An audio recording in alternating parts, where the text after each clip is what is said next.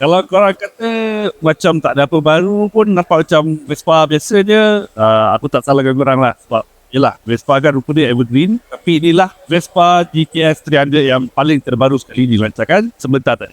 Dengan lambakan skuter kebesaran tempatan baru-baru ini, agak susah kalau anda jenis mahukan rupa yang paling fresh. Tapi macam dikatakan pada awal video, itu tidak menjadi masalah kalau rupa skuter itu evergreen macam Vespa ini. Tambahan pula, badan GTS 300 klasik ini adalah serba besi dan bukan plastik seperti skuter lain. Dikuasai enjin 278cc yang menghasilkan 23.8 HP dengan transmisi CVT, cukup untuk kebanyakan jenis penggunaan. Untuk 50 pembeli pertama akan mendapat harga tawaran pada RM29,900 dan selepas itu harga biasanya ialah RM31,900. Apa macam? Masih mahukan yang plastik atau Vespa menjadi pilihan anda?